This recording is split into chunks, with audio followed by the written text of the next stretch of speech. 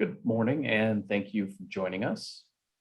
This is the Cook County Assessor's Office's next Affordable Housing Special Assessment Program webinar, specifically for low affordability community projects. We are going to get started here in just a couple minutes. We've got folks filing in. Thanks to everyone for joining us. There will be a presentation as well as an opportunity for Q&A. So we will get started just as soon as we've got everybody in the room.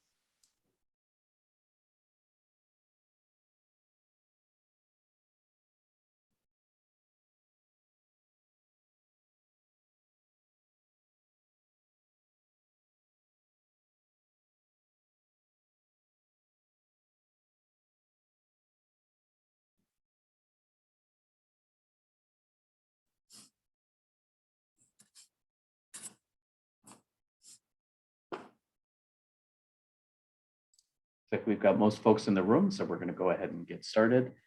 My name is Scott Smith. I am the Chief Communications Officer with the Cook County Assessor's Office. And we are really pleased to have so many folks here. These webinars have been really well attended, which just shows how important this program is. And we're happy to provide this information to everyone. I am joined today by two of my colleagues. The first is Christina Lynch, who is the Director of Legal here in the Cook County Assessor's Office, and also Michael Piper, who is the Director of Special Properties. Both of them are very knowledgeable about affordable housing as it relates to our office, and will be available to answer any questions that folks have after the presentation. So as a bit of housekeeping, please, any questions that you have, put them in the Q&A box. That is the best place for us to be able to manage all the questions that come in and both give you answers in the chat and put the answers out here in the live setting as well. Because we know some folks are going to be looking at this later as a recording, as well as participating in the chat here. So drop those in the Q&A box. You can put those in there at any time, and we will answer any of the questions that come up a little bit later after Christina's finished with the presentation. A couple of other things to note: we do have a web page that is addressing a lot of different questions on this new affordable housing program. It also contains all of the previous webinars that we did. So if you missed any of the previous webinars, I'm dropping this link in the chat to cookcountyassessor.com/affordable-housing. That contains recordings of all the previous webinars, as well as links to the application. And coming up later this week, we will have an FAQ posted there. We've been getting some really great questions on these webinars, and we've taken those and put those into an FAQ that will live on the webpage. That will be up later this week. So thanks to everyone who's been participating in these. It has really helped us to create a really meaningful FAQ for people who are interested in this program. So with that all said, I am going to turn this over to Christina, and she's going to go through a brief presentation, and then we will take questions at the end. Christina, over to you. Okay, thank you so much, Scott. Good morning, everyone. I cannot see all of you, but good morning nonetheless, and thank you for being here and attending. We are here today to for webinar 4 of our series on the Affordable Housing Special Assessment Program. Specifically, we're here to discuss the low affordability community projects component of the statutory scheme created by HB 2621, which was known as the Affordable Housing Omnibus Bill. Our past webinars covered the other portions of the reduction assessment programs. We had one on those who are current and recent Class 9 properties, in-service affordable properties, anyone, prospective affordable housing properties, and then today is our webinar on the low affordability communities. So what is the Affordable Housing Special Assessment Program, and how do I apply for it? This is what we're going to talk about today as I go through the slideshow.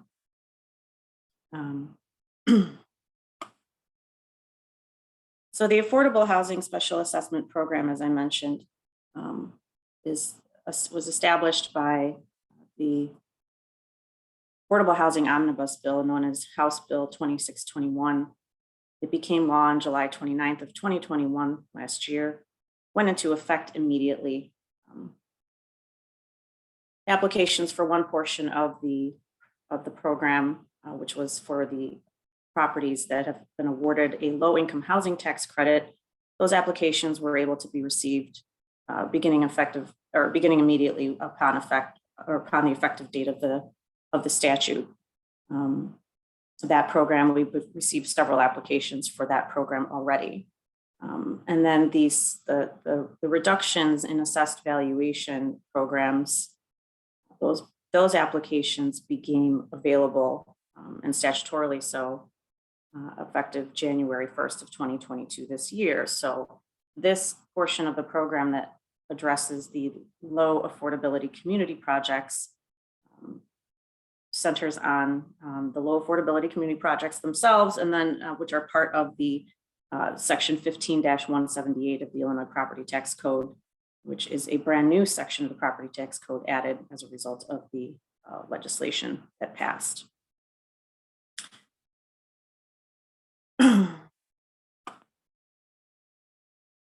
So where can you apply for this wonderful affordable housing program? Well, as Scott mentioned at the beginning, we have this great website, and that website has a link to the paperless application that can be filled out online. It is a two-part application, similar to the Class 9 program, which had two parts. There is an eligibility application, part 1, and then the second part, part 2. You have to complete both in order to be approved for the program. We are looking at receiving on our website, as you can see, we have a deadline of March 31st of 2022. I will say that that's not a super hard deadline at this point. We do want people to be able to apply. And with this being so new, we're not going to be hard on that deadline, but the sooner we can get applications in, the better.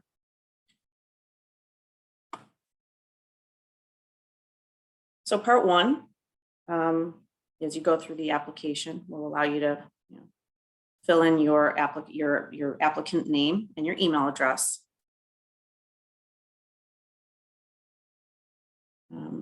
You can re-access your application if you need to pause and return to it at a later time. Makes it real easy. We've tried to make it as easy as possible for people to navigate through the DocuSign process. And I think pretty much everyone is familiar with the DocuSign. First thing you're going to tell us in part 1 is what the basis of your application is. And since we're here today talking about the low affordability community projects, those applicants will be considered new applicants and should click that third box for new applicants and then choose one of the succeeding 3 options. Either you're a building-based subsidy, tenant-based subsidy, or no subsidy at all. Basic information section, just some of the information that we do need. Of course, we need a PIN number. We ask for the name of the project. Now, it's not a requirement that you give us the name of the project, but it is helpful for identification purposes. And a lot of developers do give names to the projects, to their developments. So we ask for that. You can see the boxes in red are going to be the required that we want to have required for the program. If you have a Class 9 control number, we'd like to see that.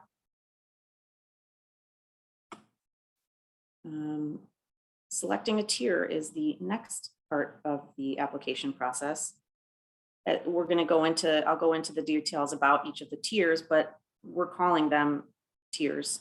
There are affordability levels for the 15 to 34% affordable units. Then there is the tier at least 35% affordable units. And then there's the low affordability community projects, which we're here to talk about specifically today. And you'll have to select that based on whichever program you wish to apply for. Those tiers, as I mentioned, these are the 3 tiers of affordability that were created by the statute, all part of section 15-178 of the Property Tax Code. The low affordability community projects require at least 24 or 20% affordable units or greater. As I said, maintained as affordable units in the low affordability community, which is defined by statute. But first, what is an affordable unit? It's a unit that satisfies the relevant share of affordability based on maximum rent and maximum income limits. And maximum rent means the maximum regular rent for 60% of area median income. Now, the area median income is for the geographic area in which the multifamily building is located for the multifamily programs as determined by the United States Department of Housing and Urban Development, published annually by the Illinois Housing Development Authority. These are some of the allowable monthly rents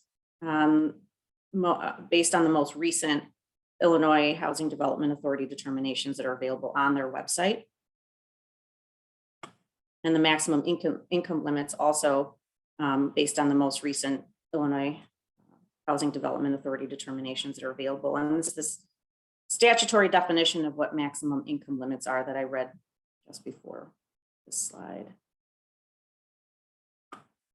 What are the benefits and other criteria for a low affordability community project?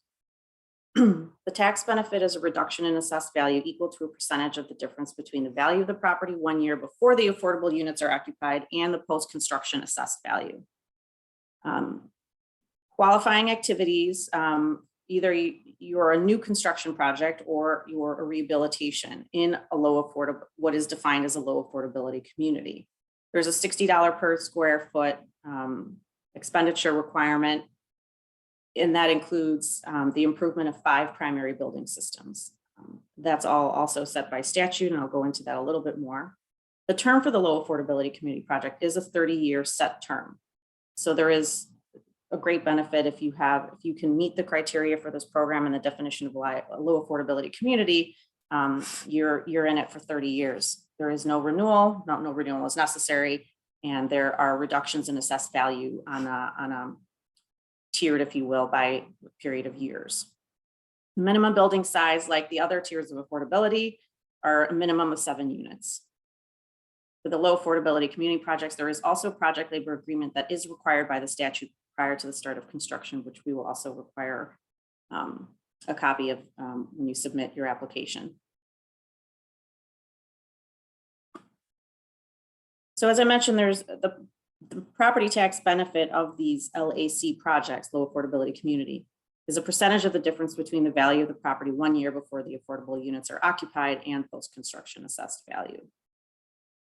The definition of assessed value for the residential real property in the base year currently under the statute means the value in effect at the end of the taxable year prior to the latter of either the date of the initial application or the date on which 20% of the total number of units in the property are occupied by eligible tenants paying eligible rent under that section.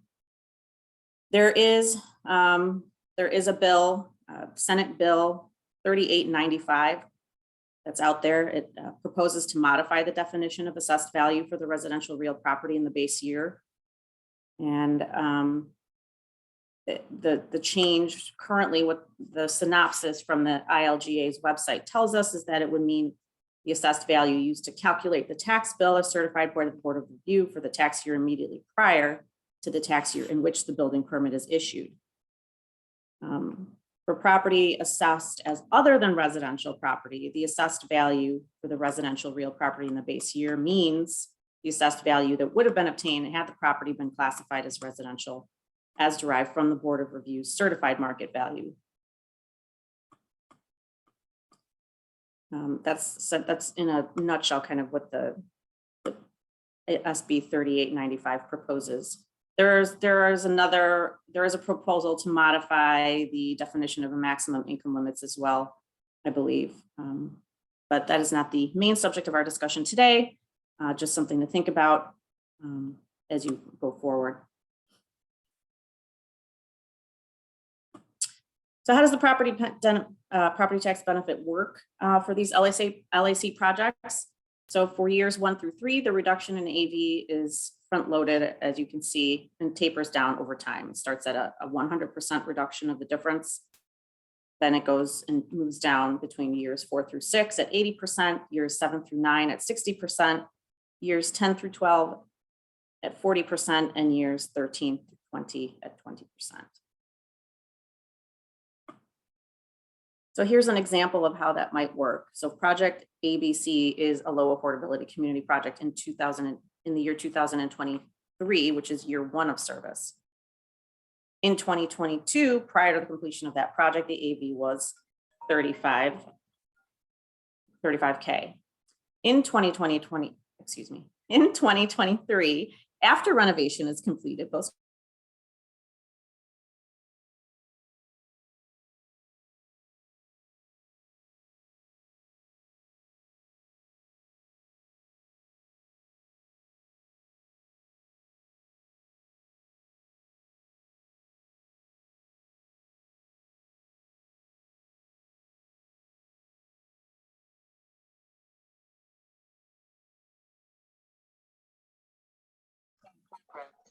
Did I just get cut off?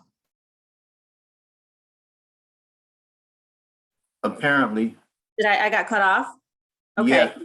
I just realized it. I'm sorry. Where did I cut off? Does anybody know? I mean, I still have my slide up, but I might have to share it again. Property tax benefit of LAC projects continued, and you got the years and so forth. Okay, thank you, Michael. I'm sorry. problem. No, I don't no know what problem. happened. I'm starting over.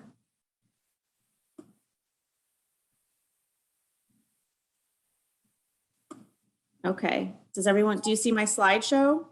I see it now, Christina. Looks like we're back on. Okay, great. So I believe I was on the example. I hope I did not miss anything else or get cut off at an earlier point. Anyway, so here's the example of how the benefit would apply, or how it would it would translate as far as the calculation. In 2022, I think prior to the completion of the project, the AV was 35K if 2023 is the first year of service. But in 2023, once renovation is complete and it's post-construction, the AV is then $100,000. So the reduction would apply to produce an equalized assessed value of $35,000 on that 2023 property tax bill, which would be billed in year 2024. It would be the second installment bill.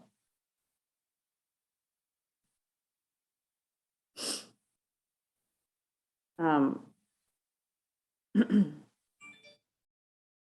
I'll just mention that the low affordability community project, along with the other tiers of affordability, the 15% and the 35% tiers, act more like an abatement. The reductions in assessed value should not translate to revenue reductions. For the local taxing bodies, nor should they operate as a significant burden shift on other taxpayers, because the idea is that promoting this type of investment in the community actually expands the tax base. So that's another way to look at it. The benefit as applied to mixed use properties is something that came up from various parties asking questions about how things were going to apply to, or how we would apply valuations to mixed use properties, which are a combination, of course, of residential and commercial properties. And Michael Piper, I'm going to turn it over to him, and he's going to tell you about how we came up with a valuation method for those mixed use properties, which do have commercial units and spaces in them. He was sort of the mastermind behind it. So go ahead, Michael. Thanks, Christina. I appreciate it. Good morning, everyone. So beginning in assessment year 2022 for the taxes in 2023, any property that meets the certain criteria, including the minimum dollar amount of renovation or new construction, those properties will be eligible for tax breaks if at least 15% of the residential units are deemed affordable as predefined. Okay, and Christina just went over the list of what would be called affordable per household size. The Affordable Housing Special Assessment Program, created by statute to incentivize the development of affordable housing through preferential property tax assessments, is also available for properties that include some portion of non-residential use. So how does that work? Go ahead to the next slide.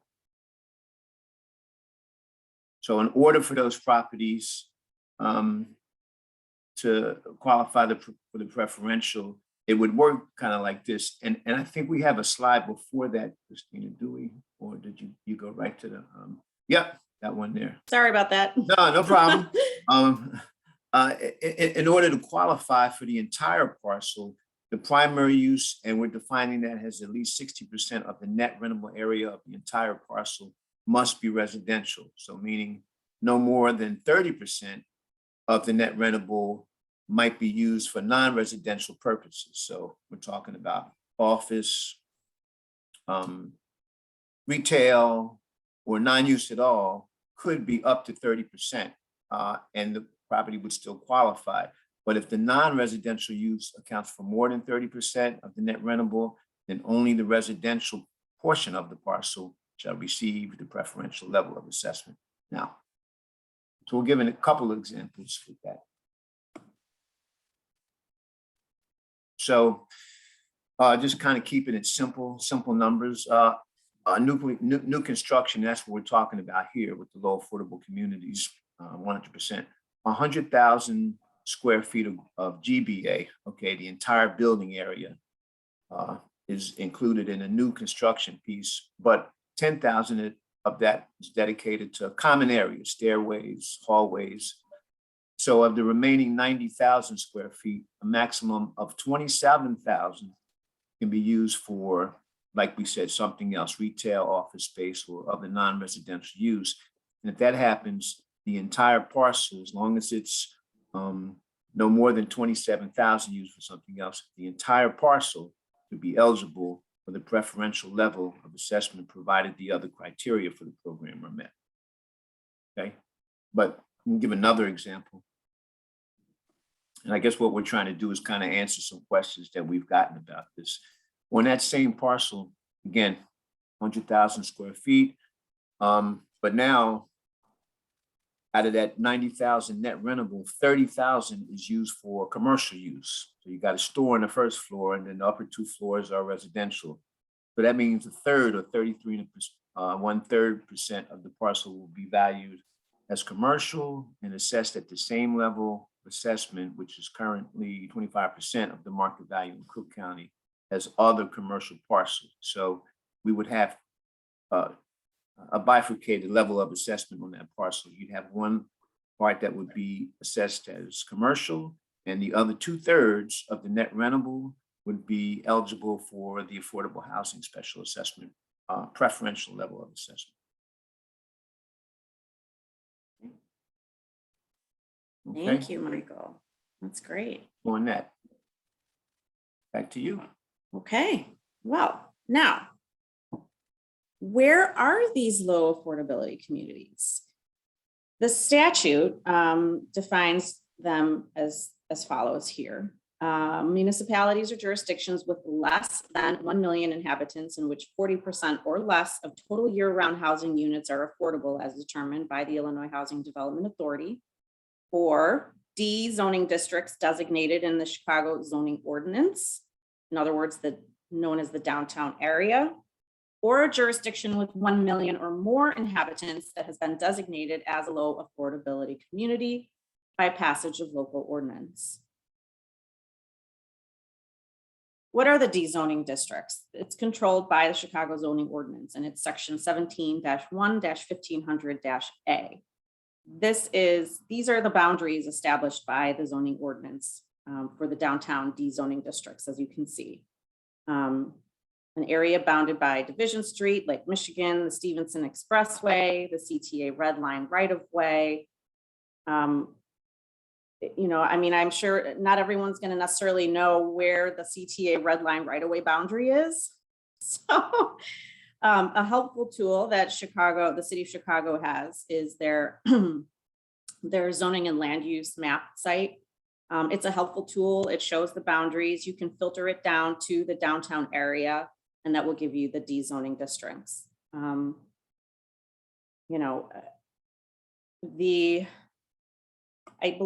understanding is that there are some non-downtown zoned parcels within that boundary of the downtown area, but I believe they are all eligible to be rezoned to downtown. But I'm not a zoning expert, and I'm sure some of you have zoning experts either on hand or are zoning experts and can get into that as needed for purposes of proving location of the property in the D-zoned area. Okay.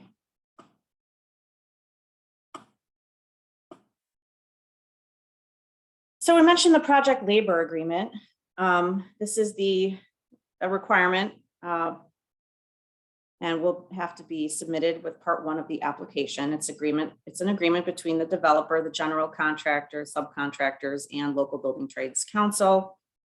Essentially just ensures that there's no work stoppage and that every worker is a union tradesperson.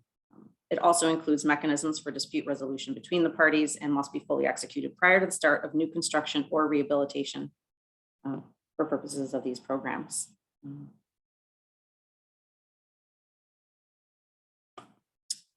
So going back to the application itself, you as an applicant for the low affordability community program or other one of the other tiers of affordability will enter your applicant information here, all the basic information that we need to have on record for your project. If you have a representative or somebody else that you want as a contact person, the next window will allow you to enter contact information for someone else, an attorney or whoever your agent may be. We could communicate with them about the application being approved or denied. Essentially let all that same information, name, phone number, address, email. So property information, of course, we need to know the property information. So we're going to need pins. And you can add additional pins if you cannot fit all of them in this. You're able to add them as an attachment. There's a link at the bottom of the page when you are on the online application itself. So then you got to select whether or not you're new construction or rehabilitation. And this is, what your basis for your special assessment is. You'll have an opportunity to select here from the drop-down menu.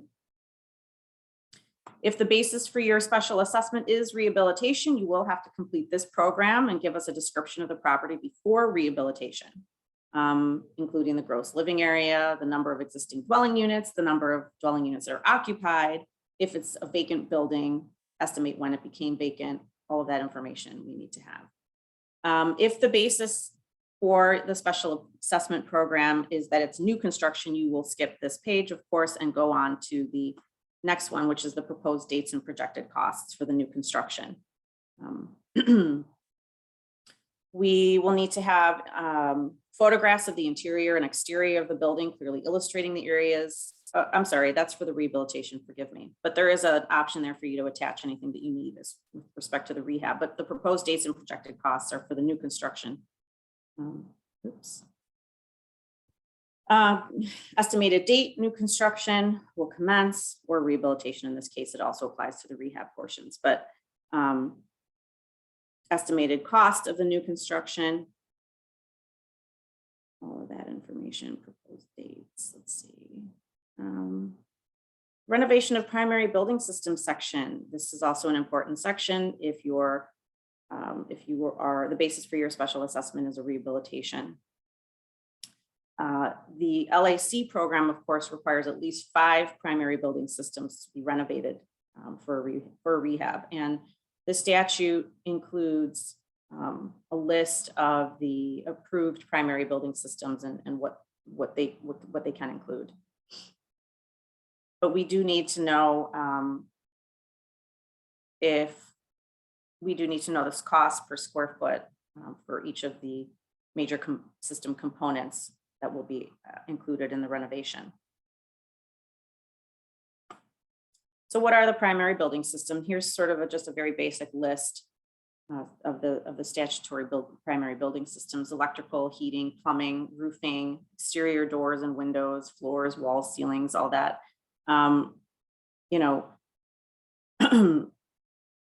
This is all to meet the statutory definition of a qualifying rehabilitation, which means compliance with local building codes and the replacement or renovation, like we've said, of at least 5 primary building systems. The cost of each primary building system under the low affordability community program is $60 per square foot. And this is adjusted annually by the Consumer Price Index as published by the Department of Labor. As I mentioned, the statute does identify specific primary building systems that have been approved for these special assessment programs.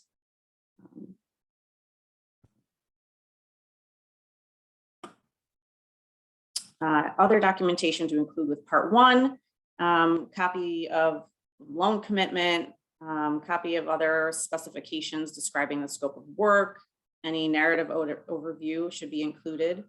Plat of survey, architectural plans, schematic drawings and blueprints, narrative description of the plan, new construction or rehabilitation. You can add all of this documents using this nifty little paperclip sign that you've seen throughout some of these slides. Then you can finalize and sign for Part 1. Add the property owner's name to certify that you've uploaded all of the documents and everything is true, complete, and correct. Certify that the project will stay within income and rent limits. These are all statutory requirements again, and that you consent and authorize the disclosure of the information to our office and consent to our using it for verification purposes. Okay. Next step, complete the required expenditures. You have to complete new construction or rehab, and you must put property in service, otherwise known as must be leased up and occupied. Completing Part 2 then comes next, once you've done all of that. And that takes us back to this page here on our website where you can click eligibility application Part 2. You'll re-enter the basic information yet again. Yes, we want to have it in both Part 1 and Part 2. The applicant's information, the contact information, the information about the property itself, the project, all of the pins associated with the development, and any additional pins can be uploaded and attached. Again, select the basis for your special assessment, the special assessment program that you're seeking to have applied to your project. You'll describe the finished product subsequent to the expenditures. If it's for uses other than residential, you'll attach continuation pages to the extent you run into a text limit, because there is a text limit in these boxes. And just want to point out that when you see fields listed as optional on the DocuSign, they're not optional. They're not optional in the sense that we require them. I think maybe I did mention this earlier, but it is optional for the purpose of any Class 9 applicants that are moving into any of the tiers of affordability. And I'll just mentioning that just to mention it. It's part of my notes here, and don't want to forget. And that's for the Class 9 participants, the Class 9 participants who are not required to resubmit their information. Post-construction rehab dates and costs, you'll have to list your start and end dates for the project along with the total cost of the project itself. Actual date the new construction rehabilitation started, actual date it was completed, and then the total cost of dollars spent. All these lovely neat boxes that you can fill in. The total cost per system component, again, we need to see the cost per square foot, but this is only required if the basis for eligibility is rehabilitation. Include the total cost and the cost per square foot for each system of the primary building systems. For the other tiers of affordability, just to go back, we're talking about the low affordability communities, and that requires at least 5 primary building systems, but the others require 2, the other tiers, the 15 and the 35%. So upload all the required documentation using the little paperclip icon.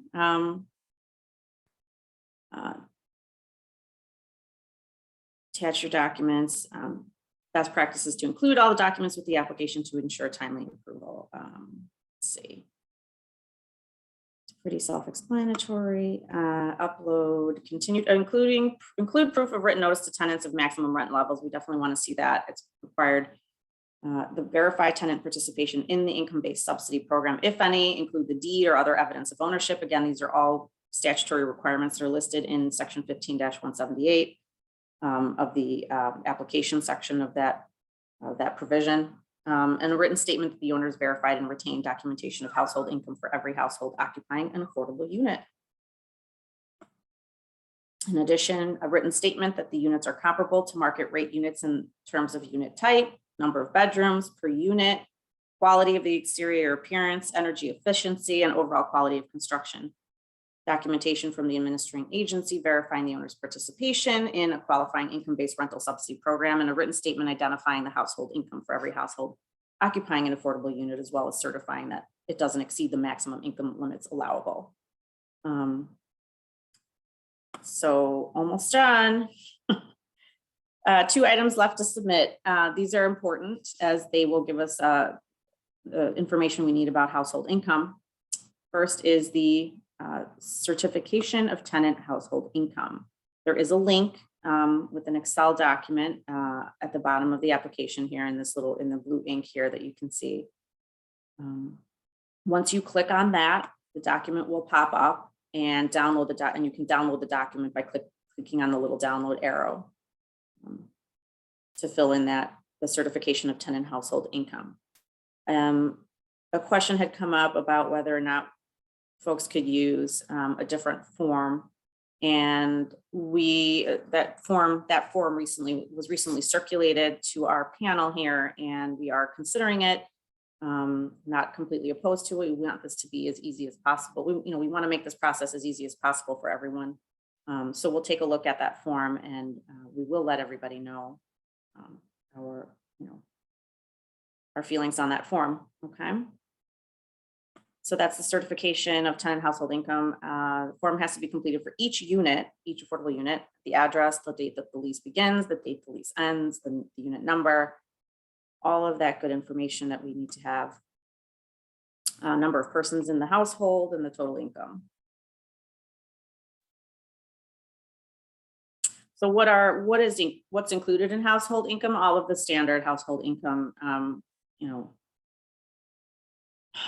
the wages, salaries, and tips, net business income, interest and dividends, unemployment and workers' compensation and severance pay, alimony, child support, and other regular monetary contributions all constitute household income that is included that has to be reported. What's not included are earnings of children under the age of 18, temporary income such as cash gifts, foster child care payments, student financial assistance paid directly to the student or to an educational institution. And then there's the SNAP program. Assistance from the SNAP program is also not included in household income. The certification of tenant household income, once you're done, you'll complete the form by clicking the attachment icon again, the little paper clip, and upload that document. The next form is the rental information tenant household income report form. This form will only allow you to add 25 units or up to 25 units. So if you have more than 25 units in your project, you will be able to download and complete an Excel version of this form that requires this information or that we need. That there is an Excel version here that's available on the website. You can click on it and add, if you have more than 25 units, add all units in your project, and then use that as part of your eligibility application for part 2. The sample rental income form. Again, there's an example of the completed form on our webpage in here where it says download here and highlighted. You can see that. You can see a sample. Pull that up for your convenience. Rental information tenant household income report form. If you used the Excel version, as I mentioned, you can attach it as part of your required documentation. Finally, finalize and sign the part 2 of the application. Same same as part one, enter your property owner name, click the boxes, sign your life away. I'm kidding. And then after you've done that, after you've submitted both parts 1 and 2, this is a new program for us, just as it's new for all of you. Even though it's very similar to the Class 9 program, again, it's still a new program. It's different. It's a creature of state statute. We will be reviewing these applications for the first time and considering how to apply the program in practice. We're looking forward to to serving all of you and your needs, and we appreciate your patience in the process. Let's see. The class, I should also mention, I guess at this point, since I'm thinking of it, that the Class 9 program is still a program that's out there and available. It hasn't not been replaced by this program. The Class 9 program is, of course, established by county ordinance. It's still there, although I would encourage developers to strongly consider the new affordable housing program, as I do think that the components of this program will potentially provide a greater benefit. At least that's the way it would seem. And if you have questions about the process along the way, obviously we are here to answer those questions. But when the process is complete here and you've submitted your applications for part 1 and part 2, you'll get an email from us and we'll let you know whether the application's been accepted or denied. If it's denied, there's statutory requirements in place for us to give you notice of the deficiencies on which a denial was based. And then you have 30 days from the date of the email notification to provide us with the information showing that you've complied and cured any defects that we've noticed in the original denial. Okay. There are annual submittal requirements. So every year you have to certify that you remain eligible for the program, that you meet all of the requirements for low affordability community project. This applies also to the other tiers of the program as well. We have not yet come up with the certification form yet, but we are working on it. It will probably be very similar to the Class 9 affidavits that some of you may be familiar with or have seen. Again, the term limit for the low affordability community projects is a 30-year term, and owners can apply through December 31st of 2027. That doesn't mean that your term ends, of course, at 2027. It just means that you have to apply by that date for the programs. And this program, as well as the 15% and the 35% tiers. And if you have questions, this is your floor. We actually, and I guess you saw this, Scott, we have a few questions. We had some good questions that we tried to answer, but we have a few hanging out there. I thought maybe we go through them. And I believe you've answered one of them, or at least addressed it. Can the tenant income certification form that's currently used to certify to IDA and the Chicago Department of Housing and Cook County on an annual basis be substituted for the assessor tenant information form? And I think we said we just want to make sure we're not opposed to it. We just want to make sure we're getting the same information that we need. Yeah, we're just looking over the form. We received a sample of it just this morning, in fact. So. Now, we got a couple more questions, might require a little bit more insight, and I'm not sure. One of them, how does parking square footage get incorporated into the percentages noted above? And I think the percentages were referencing our example about the mixed use property. So, because if it's a residential property, well, first of all, we're talking about the building only. So in parking, there are either garage spaces or there's an outdoor parking lot. But when we look at a mixed use property, if it's parking that's available to the commercial, we look at that as a non-residential use, obviously. And if it's paid parking, and I don't think that was what the intent of the question is, whether it's paid parking. Obviously, that's commercial parking itself. The instance in which it would be something that is incorporated into the residential use, I would say would be if it's 100% residential use of the property. Christina, any thoughts on that? No. I don't know that we could address it any better than that right now. And I think we'd have to look at the application when it came in. Right. The example we gave for mixed use in general was just kind of, theoretical, general example. Got another question about the class 9. If the LAC property is currently class 9 and the current owner is transitioning the property over to the special assessment program, does the new owner have to follow all of the LAC application requirements, including rehabbing the property? And does the special assessment benefit stay with the property regardless of changed ownership? That's kind of two questions.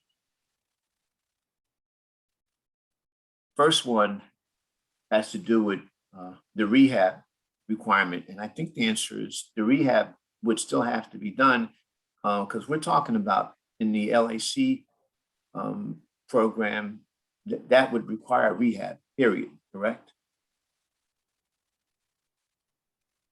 I believe so. Yes. Sorry. I was looking for the question. So I couldn't read it. It was kind of a long question. Yep. And the other part to that question is, does the special assessment benefit stay with the property owner regardless of if it's changed hands?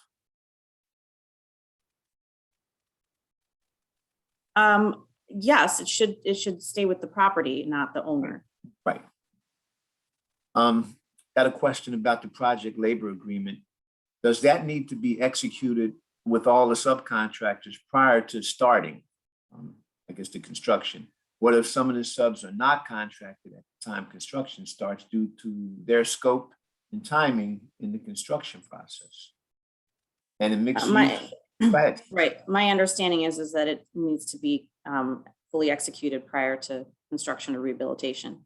100%, right? Right. There's another part to that question also.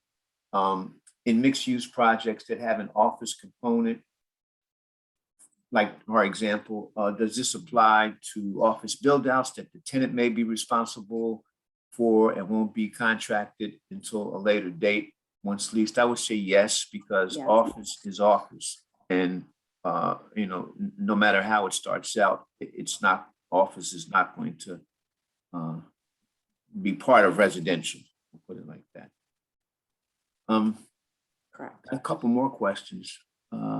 If we go with the vertical subdivision due to a mixed use nature of a project, how will the base year valuation be determined, and what point will we need to have the vertical subdivision in place? So, and that question, I'm going to say, came from another question from the same questioner about just subdividing the property, which I responded that would be the simplest way to do this. If you have a mixed use part, residential part, you subdivide it, that makes life easy for you and us. But as a follow-up, how will the base year be determined, and at what point will we need to have the vertical subdivision in place? That's a good question. I think the only way to answer that question, because you say, how would the valuation be determined? So the question is, how are we talking about the year before, when the year before, obviously, the property was consolidated and wasn't subdivided?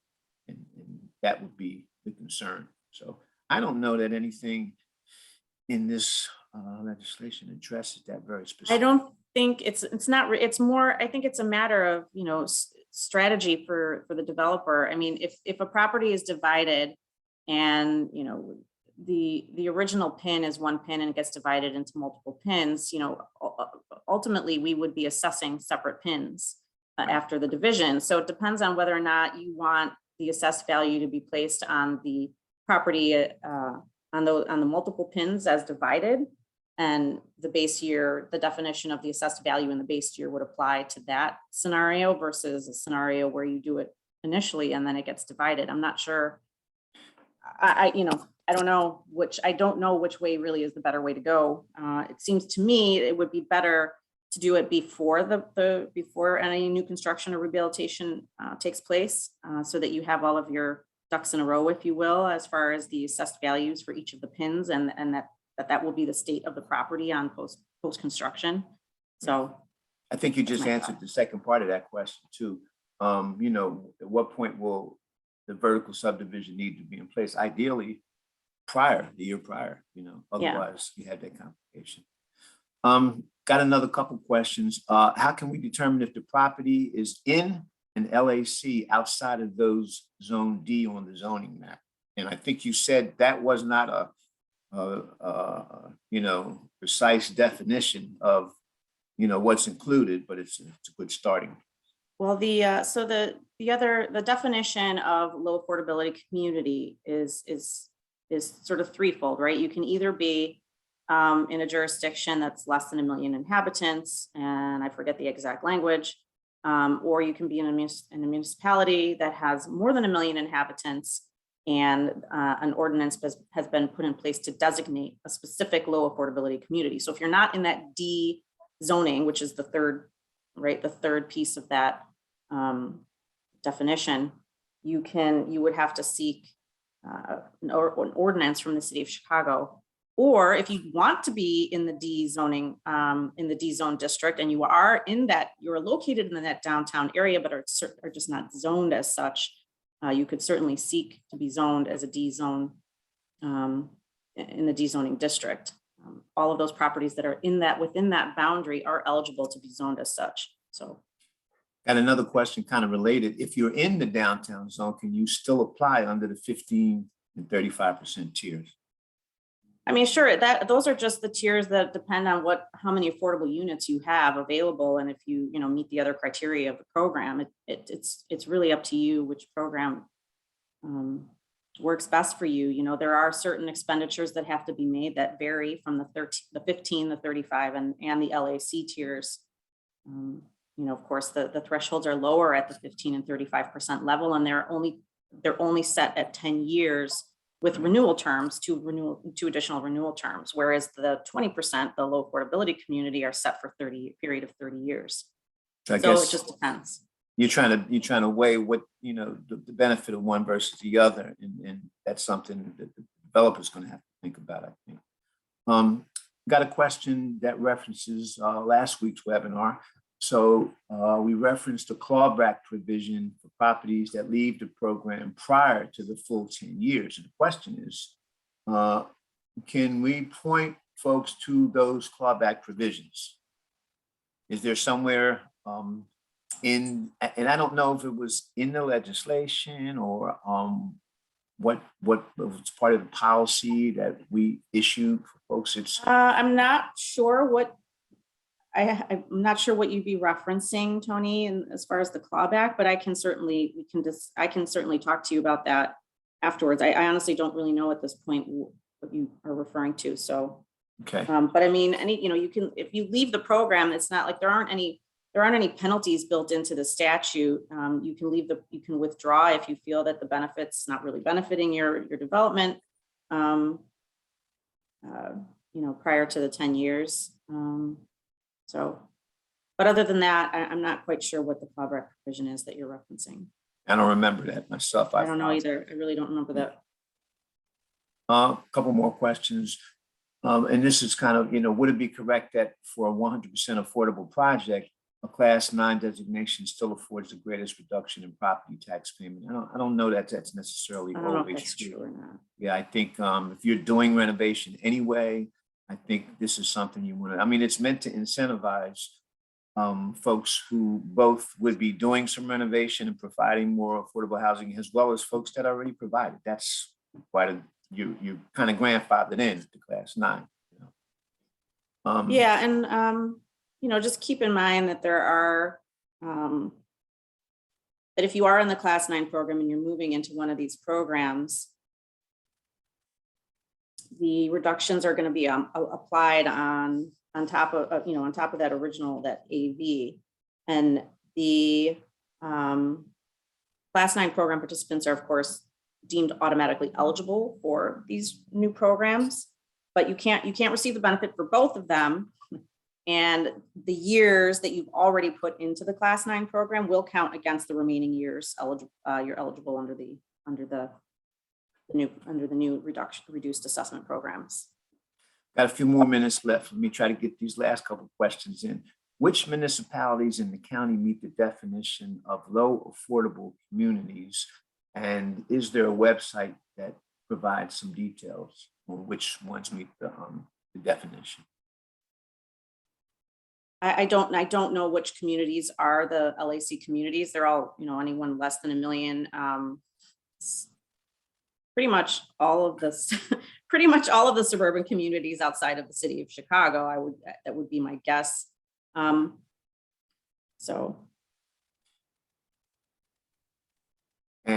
I kind of think this is related. Can you address the definition of low affordable communities for municipalities less than 1 million? Is there a list? And I think that's kind of the same question. How is that was the determined? question I was looking at. I'm sorry. Okay. I'm sorry. I went a step further and looked at that question thinking they were the same. So I think the first one, which counties meet the definition? And the second question is, what is the definition for municipalities less than 1 million? Is there a list somewhere? Not that I'm aware of. I don't know any suburban communities or villages outside the city of Chicago that have more than 1 million people in their populations. Even Evanston and Arlington Heights, which are probably the largest outside of the city of Chicago, I don't think even are 100 or 1 million people. So. Right. I got a question on here about providing another construction example. I apologize. I could probably provide a few in the time we have left. I'm going to need to put one together for you. I'm going to, if you don't mind, just go on to the next one, and I'd be glad to have a conversation with you about that. If a property is granted entrance into the program and then subdivided from 1 pin to several pins, would the applicant need to reapply for entrance into the program? Assuming you're already granted, since the new pin would not have been part of the original program. The new pin would not have existed at the time of the original filing. That's true. So, you have 1 pin, now you have several new ones.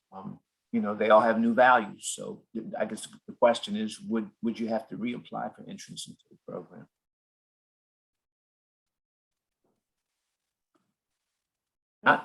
I would say, you're talking about a subdivision, but for what reason? Is this the exact same property being used for the exact same reason? Is it a subdivision that we would take the new preferential level assessment and just be applying it to, let's just say, 10 pins instead of 1, versus a subdivision in which the proportion of, let's just say with the mixed use example, residential to non-residential changes, or affordable to non-affordable changes, then I would say in that case, you would have to reapply. Christina, do you disagree, or? I do not disagree with you. Okay. Does the preferential assessment apply to the land or the building, and the building, or just the building? It's just a building, correct? Pardon me? It just applies to the building, not the land and the building, correct? What does? I'm sorry. Preferential assessment. Does that apply to the benefit? Yes. The benefit for mixed use properties? Yes. Well, let's start with the mixed use. Right. That would apply to just the building, right? Right. That applies to the building. Okay, and let's just say this is straight residential. Would that apply to the land also, or just the building? What? I think we're applying. I'm not sure. I think we would have to apply it to both the land and the building. I'm not sure. Yes, if it's straight It would residential. have to be if it's straight residential, yes. The entire parcel. Correct. Right. Got a couple more, and I see we're going a little bit over, but that's okay. It appears with this application, 1 pin is required for each control number, rather than each pin? How do we handle a situation where we have more control numbers than pin? I'm not quite understanding that question. And I'll read it again. It appears that with this application, one pin is required for each control number rather than each pin. How do we handle a situation where we have more control numbers than pins? I'm gonna suggest that the questioner here shoot us a private email. I think he knows how to get in touch with us all. Just looking at the name, and we'll try to answer that one because it might be something that we need to do I some mean, research. the applications call for you to include all PIN numbers associated with the project, in which case you would only get one PIN number. So I don't really understand the question. I'm a But, little confused. right. And that might be our problem, but you know, Yeah. I think that's all the questions we have, Christina, unless you have something else. Scott? Did we miss any, Scott? I think we got all of them. I think the only thing I wanted to address is a couple of common questions that did get asked. So part 2 of the application does not have to be submitted until after construction. Part 1 can be submitted prior to construction. There was a question that we've had come up about how to get in touch with folks. So I just dropped the email in the chat, assessor.affordablehousing@cookcountyil.gov. So anyone with questions on this program or any part of the application can send an email that way. But I think that addresses most of the questions. And as we said, we'll have an FAQ up a little bit later this week that will take a lot of the questions that we've been receiving and put that up on our webpage. Again, that's cookcountyassessor.com/affordable-housing. So I want to just thank both Michael and Christina for their efforts today and answering all these questions. I want to thank everyone that attended today, and if you've attended some of our previous webinars, thank you.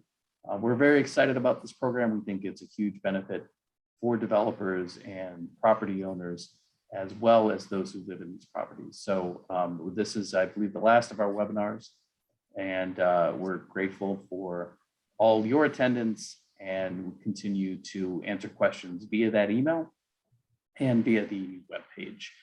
So for folks who are continuing to have questions, those are the 2 best sources for information. And with that, I think we'll wrap up. Thanks to everyone. Again, thanks to Christina and Michael, and have a great day. Thank you. Thanks, Scott. Thanks, Michael. Hey, Scott. Bye.